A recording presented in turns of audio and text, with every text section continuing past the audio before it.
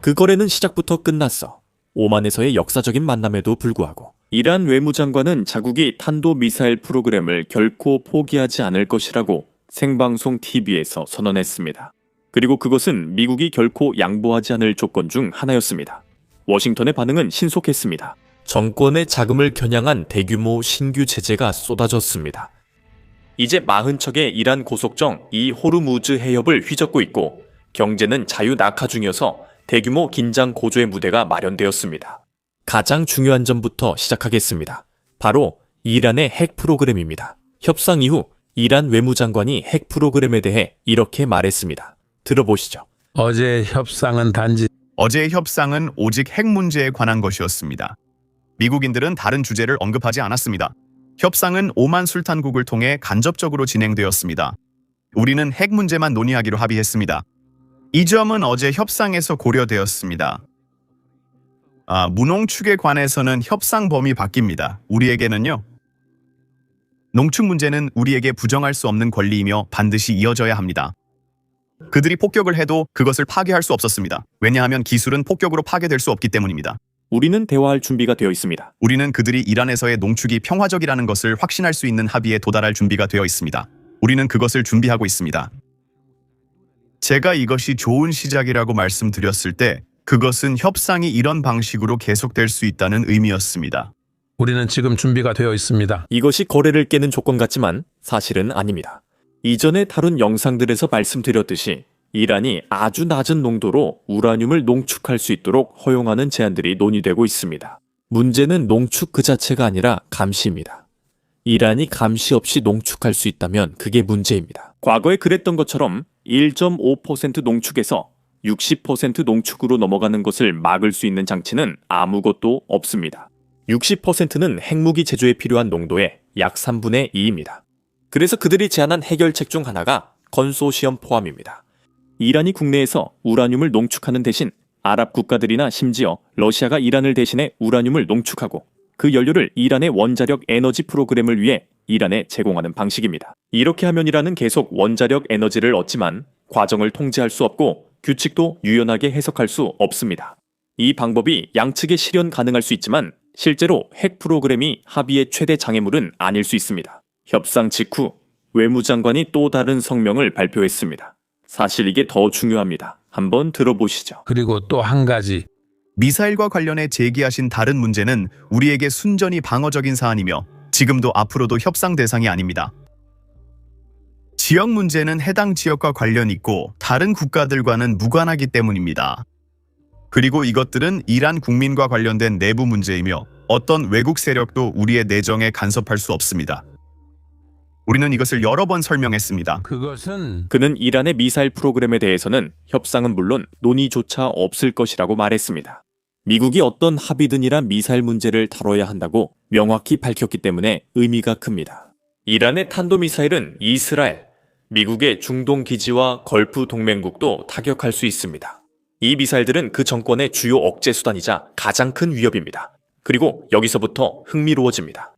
트럼프 대통령은 어제 핵 문제가 실제로 해결될 수 있을 것이라는 뉘앙스의 발언을 내뱉습니다. 하지만 미사일이 모든 것을 막고 있다고 그는 말했습니다. 만약 이란이 지금 제안하고 있는 조건을 이틀 전이나 2년 전에 제안했다면 미국은 동의했을 것입니다. 하지만 이제 우리는 이란이 심각한 미사일 능력을 가지고 있다는 것을 압니다. 12일 전쟁 동안 미사일이 어떤 피해를 줄 수 있는지 직접 봤기 때문입니다. 그래서 미국이 이란 탄도 미사일 프로그램을 다루려는 것입니다. 한번 들어보시죠. 이란만을 대상으로 하는 합의가 받아들여질 수 있을까요? 핵만을 다루는 합의가 있을까요? 그게 받아들여질까요? 그들은 핵만 없으면 되고 다른 건 원하지 않으니까요. 그건 받아들여질 수 있습니다. 하지만 가장 중요한 한 가지는 핵무기는 절대 안 됩니다. 만약 우리가 2년 전에 그 합의를 할 수 있었다면 우리는 그렇게 했을 겁니다. 하지만 그때는 그들이 그렇게 하려고 하지 않았죠. 이제는 그들이 그렇게 하려고 하고 그때보다 훨씬 더 많은 것을 하려고 합니다. 불과 1년 전만 해도 그랬습니다. 우리가 이 일을 시작한 지 딱 1년 됐다는 점을 잊지 말아야 합니다. 그리고 우리는 이번 임기가 시작되고 몇 달 후에 그들과 시작했습니다. 이번 임기는 정말 놀라웠지만 결과가 어떻게 나올지는 모릅니다. 사람들을 놀라게 할 수도 있습니다. 만약 우리가 처음 시작했을 때 그들이 이 제안을 했더라면 바로 받아들여졌을 겁니다. 앞으로 어떻게 될지 지켜보겠습니다. 행간을 읽어보세요. 이란이 핵 문제에서 양보를 제안할 수도 있습니다. 진전이 있지만 그들은 미사일 문제를 피하고 있습니다. 미국은 이것이 협상 결렬 원인이라고 봅니다. 이란은 미사일을 유일한 지렛대로 여기며 12일 전쟁에서 실제로 효과가 있던 유일한 수단이었습니다. 이를 포기하는 것은 방어 수단을 내주는 것처럼 느껴집니다. 그렇다면 이란은 왜 협상에 나섰을까요? 간단합니다. 이란 경제는 붕괴 중이며 제재 해제가 절실합니다. 통화 가치가 폭락하고 자금이 해외로 빠져나가고 있습니다. 합의가 없을수록 압박은 더 심해집니다. 그것이 바로 이란이 협상에 나선 이유입니다. 원해서가 아니라 어쩔 수 없이 해야만 하기 때문입니다. 이란은 미사일 프로그램을 유지하면서도 제재 해제를 얻으려고 불가능한 일을 시도하고 있습니다. 그게 성공할 가능성은 매우 낮습니다. 그리고 이란이 압박을 느끼도록 하기 위해 미국은 협상이 끝난 지 2시간 만에 새로운 제재를 발표했습니다. 미 재무부는 제재를 피하기 위해 사용된 14척의 그림자 선박 이란산 석유와 석유 제품을 거래하는 15개 기업, 그리고 이 네트워크와 연관된 2명의 개인을 대상으로 제재를 가했습니다. 이 제재를 통해 전달된 메시지는 분명했습니다. 우리는 당신이 결정하기를 기다리지 않습니다. 우리는 지금 바로 압박을 강화하고 있습니다. 여기 재무장관 스콧 베센이 의회 청문회에서 한 말이 있습니다. 이 발언은 압박 캠페인 작동 방식을 정확히 설명합니다. 재무부에서 우리가 할 수 있는 일, 그리고 실제로 해온 일은 그 나라에서 달러 부족 현상을 만든 것입니다. 3월에 뉴욕 이코노미 클럽에서 연설할 때 저는 그 전략을 설명했습니다. 그것은 빠르게, 그리고 제가 보기에는 아주 대단한 결말로 이어졌습니다. 12월에 이란의 대형 은행 중 하나가 파산했을 때 뱅크런이 일어났습니다. 중앙은행은 돈을 찍어내야 했고 이란 화폐는 폭락했으며 인플레이션이 폭발적으로 증가했습니다. 그래서 우리는 이란 국민들이 거리로 나서는 모습을 보았습니다. 우리는 모든 이란 파트너들을 계속해서 모니터링할 것입니다. 좋은 소식은 상원 의원님, 우리가 이미 목격했고 우리 방어망을 통해서도 볼 수 있다는 점입니다. 우리는 이란 지도부가 미친 듯이 돈을 해외로 송금하는 것을 보았습니다. 그래서 쥐들이 배를 떠나고 있습니다. 이는 그들 스스로 끝이 가까워졌다는 것을 알고 있다는 좋은 신호입니다. 그는 제재로 인해 발생한 달러 부족이 거리 시위로 이어졌다고 설명했습니다. 일부는 이 영상을 근거로 CIA가 시위를 조작했다고 주장하지만 그는 그런 말을 한 적이 없습니다. 그가 말하려는 것은 제재가 실제로 현실에 영향을 미친다는 점입니다. 이란이 달러에 접근할 수 없게 되면 경제가 어려워지고, 경제가 어려워지면 사람들이 분노하게 되며 분노한 사람들이 시위를 하게 됩니다. 정권은 자국민보다 헤즈볼라, 하마스, 미사일 프로그램에 자금을 지원했고 제재로 그 선택이 드러났습니다. 우리가 본 혁명은 이 모든 것의 결과였습니다. 그렇다면 이란은 회담 직후 새로운 제재가 떨어지자 자신들이 가진 유일한 카드를 꺼내들며 어떻게 대응했을까요? 제재가 발표된 직후 이란은 약 40척의 무장 쾌속정을 호르무즈 해협으로 보냈습니다. 분명한 메시지였습니다. 경제적 압박 시 우리는 전 세계 석유 운송을 차단할 것입니다. 전 세계 석유의 20%가 그 좁은 해협을 지난다는 점을 알아야 합니다. 이란은 미국과의 전쟁에서 이길 수는 없지만 어떤 충돌이든 전 세계 경제에 막대한 비용을 들게 만들 수 있습니다. 이것은 그들이 항상 해왔던 동일한 위협입니다. 하지만 카드가 하나뿐이면 계속 쓸 수밖에 없습니다. 한편 미국은 협상 실패를 대비하고 있다는 신호를 보내고 있습니다.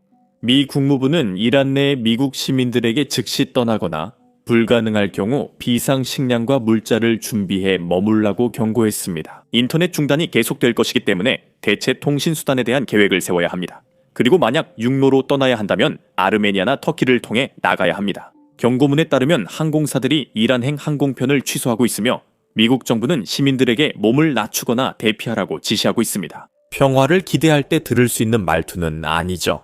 그리고 여기 가장 큰 신호가 있습니다. 트럼프 행정부는 이번 주말 플로리다에서 이란 반정부 인사와 회동할 예정입니다. 정권 교체 이후의 통치를 계획하기 위해 반정부 지도자들과 만나는 건 아니죠. 만약 현 정권이 성공적으로 협상할 거라고 생각한다면 이 만남은 정권 교체가 여전히 충분히 고려되고 있다는 신호입니다. 이란도 이를 인지하고 더 큰 위협으로 맞서고 있습니다. 미국이 공격하면 어떻게 될지 이란 외무장관이 밝혔습니다. 전쟁 가능성은 늘 존재해 이에 대비하고 있습니다. 이런 준비는 전쟁 방지 대책입니다. 저는 어제 미국 협상가들에게 미국의 2가지 선택지가 있다고 했습니다. 전쟁과 외교입니다. 우리는 외교를 선택하지만 이전보다 2가지 선택 모두에 더 잘 대비하고 있습니다. 미국이 외교를 택하길 바랍니다. 만약 미국이 우리를 공격한다면 우리는 미국 본토를 공격할 능력이 없습니다. 따라서 우리는 이 지역의 미군 기지를 공격할 것이며 이는 전체를 전쟁에 몰아넣을 것입니다. 우리는 이웃 나라들을 공격하는 것이 아니라 미국 기지들을 공격하는 것입니다. 지금은 큰 차이가 있습니다. 2차 회담은 다음 주 초에 예정되어 있습니다.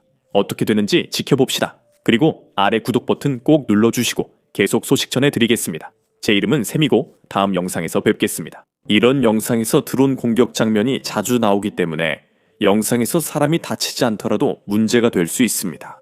유튜브는 보통 저희 영상을 수익 제한하거나 제한을 거는데 실제로 지난주에만 전쟁 관련 영상 4개가 유튜브에 의해 수익이 제한됐습니다. 드론 공격 장면이나 최전방에서 촬영된 영상은 광고주에게 적합하지 않기 때문에 영상이 제한되는 것입니다. 하지만 이것이 현대 전쟁의 현실이고 우크라이나인들이 싸우며 살아남으려 하는 전쟁입니다.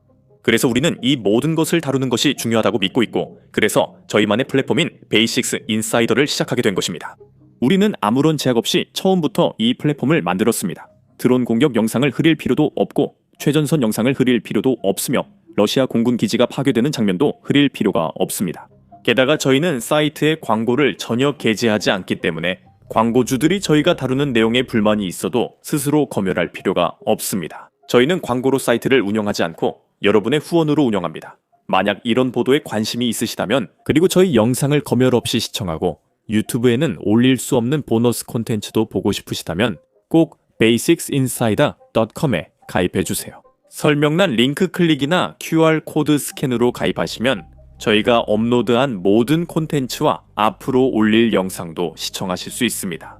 여러분의 가입은 저희 채널과 취재에 큰 도움이 됩니다. 감사합니다. 저는 샘이고 다음 영상에서 뵙겠습니다.